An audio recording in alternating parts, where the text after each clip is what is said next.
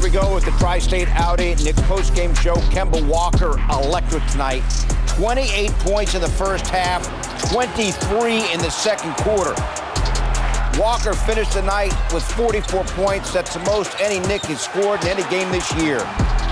No Bradley Beal for Washington. And health and safety protocols didn't matter. Spencer Dinwiddie and company hitting big threes down the stretch. No Beal, and the Wizards still put up 124 points and beat the Knicks 124-117. Great to have you with us from our Delta MSG studios. Monica McNutt's lights are off. Definitely.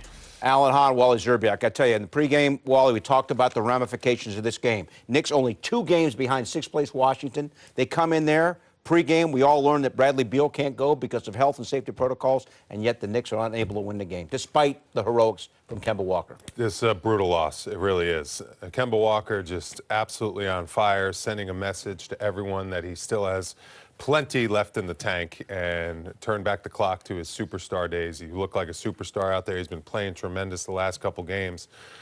They just got to figure it out on the defensive end of the floor. I mean, to give up 124 points to this team without Bradley Beal, I understand they have shooters. I understand, you know, they could play good team basketball, but at some point, you gotta shut the water off, and you got to get a win at home. And the fact that they lost another game at home like this, that was right there for the taking, it's really gonna come back to haunt them eventually, because now they're 4 games under 500. If you could have started building some momentum, you can get yourself back into that conversation of being right in the playoff mix and being right there with the, you know, deep East.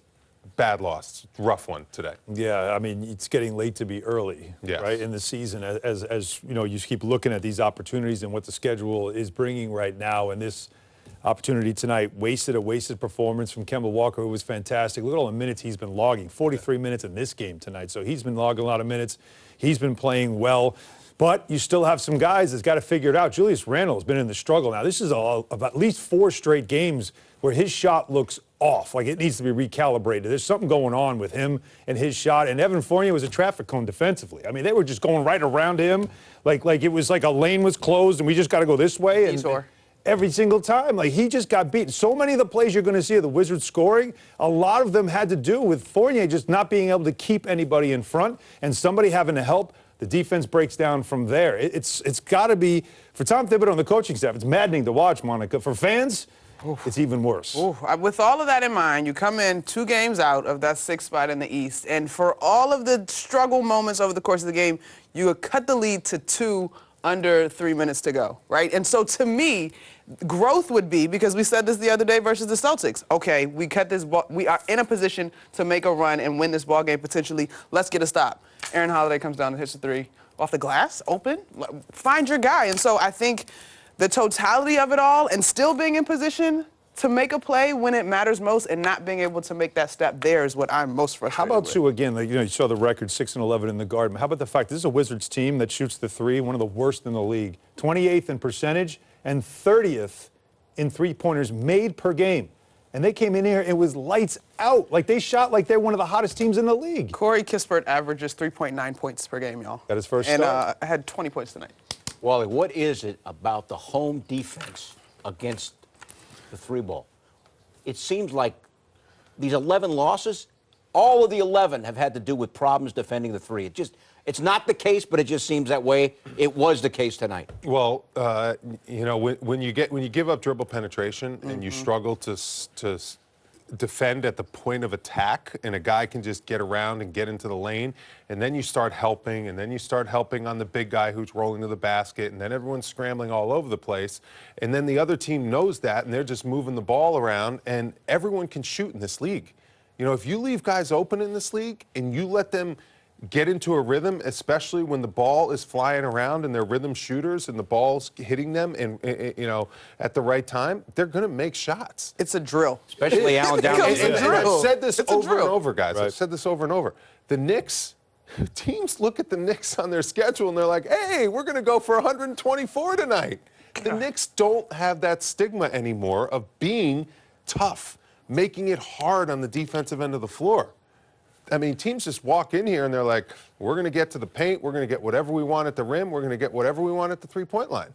At some point, as a team, you have to get back to that team where last year, when you look at the Knicks, you're like, we're going to struggle to get 100. against these guys. Right. This year, that's not the case. Alan, take us through the fourth quarter because Wizards went 5 out of 7 when it really mattered the most. Yeah, I mean, the third quarter really was the problem here for this game, but the fourth quarter obviously is where things, really got started, and the Knicks had cut it, as Monica pointed out, had cut this thing to 2, and then the threes just started raining for the Wizards.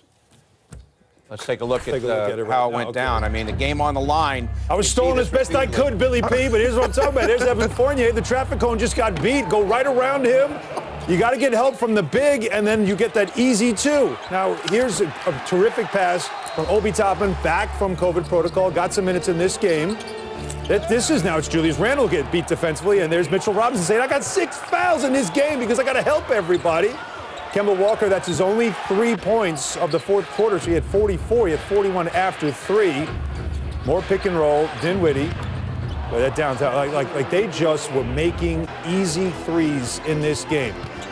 A bank 3? Come on. All right, here's Fournier's 3. This cuts it to 2. Yeah. Now you're still everything that went wrong. You get 2. But watch. Tips the ball. Where is everybody? Wally, where is everybody? Wide Seriously. open 3. So from 2 to 5 we go. Kyle Kuzma was 0 for 6. That's a tough shot, though. 0 for 6. Yeah. And he made 2 threes down the stretch that pretty much iced the game. What happened on that play is Avdia gets the lane, starts driving. Everyone is trained in the NBA to sink to the paint and shrink to the paint and protect the paint first and then kick out to the shooters. And if you notice, Mitchell Robinson on that play, the last one, that he tipped it and then he had to defend it. And then he ran out to the corner.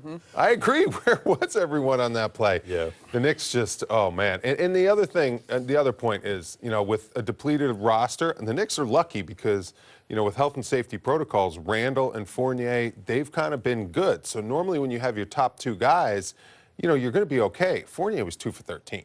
That's a big issue. After 3 excellent games, he's been really good. That's the maddening part. He's not going to play well. The Knicks are going to struggle to win right now because they don't have Quickly. They don't have Derrick Rose. They don't have other guys coming off the Options. bench. There's no bench. No. Yeah. Yeah, exactly. The bench wasn't the same. So Fournier's got to play well. Randall's got to play well. Kemba's got to play well. Your big 3 has to deliver. When they don't, you're going to struggle to win. And Monica, it's just too bad because Kemba Walker, that unfortunately was awesome. is not the What a headline, show. and it would have been a great headline. 44 points. He was brilliant tonight. He was terrific. And I think, of course, the storyline of the benching, and now Kemba's back, and he's definitely shown that he's valued the time that he's on the floor.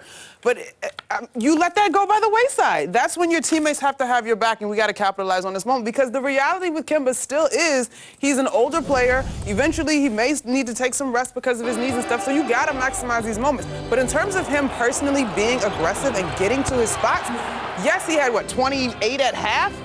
He was 9 of 14 at the half, though, in terms of efficiency, and so that's what made this so impressive. Think of the energy that he infused into this team as we went to halftime before the team took a break. And so, Monica, this felt like the Big East tournament. It did. It did, in many ways. Like UConn, and here he is just lighting up. And then the NCAA tournament was on the other side. Went on run. Yeah, National title run. What it felt like, the way he was playing, he was in his bag, and he was just feeling it. They couldn't keep him in front.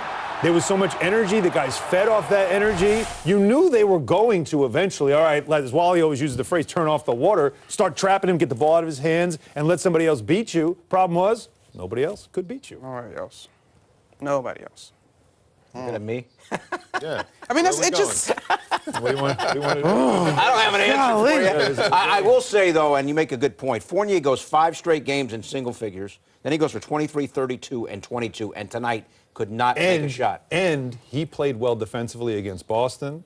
His defense was a lot better. His feet tonight were just so slow. Like, it's just, there's things with watching the starting 5 that you say sometimes, boy, okay, there's some positives. They could look this good. And then there's tonight where you start to see the issues again that creep up with this group. As Wally said, like, everybody has to lock in, defense, have pride, all that stuff. But then if one guy is not there tonight, one guy is not connected, it all breaks down. And Mitchell Robinson had a frustrating night because all he was doing was trying to clean up all the messes. 117 last year, Monaco wins the game. Bottom line. He Every scored time. 117 points last year to win the game. Every time. It's not even a fair comparison anymore. The defensive constitution was completely different. We could go into personnel and say what you want about Reggie Bullock. He was a guy that was going to be a willing and able defender. This year, the first guy at the point of attack can't keep anybody in front of him. And so the square, Peter, I don't know if you understand it. It is literally a drill. The attack, penetrating kick, swing, swing, swing. I had a heck of a handle. I can penetrate. In the second quarter, I think it was Kispert, and I can't remember who was in the corner for the Wizards. It was a pass to the corner back to Kispert, and one guy is bouncing between two. Like, that's a drill. Like, this is, are we in the gym on the gun just getting shots up? Come on, man. Yeah, I told you, she's becoming one of us. So I am sorry. Okay, let me turn my lights on. Frustrating one. Yeah. Really, Is it really tough that they loss. miss Bullock and Payton that much? Is that really it? It's not those individual people. Yeah. It is the identity of the squad last year. They did not expect to keep up in terms of scoring, and so they proudly hung their hat on the defensive end. That's a good point. Those two guys in particular were willing to keep somebody in front of them, and then we shuffle and rotate accordingly. There's nobody keeping anybody in front at the point of attack so far this year. Yeah, nobody's slowing them down either.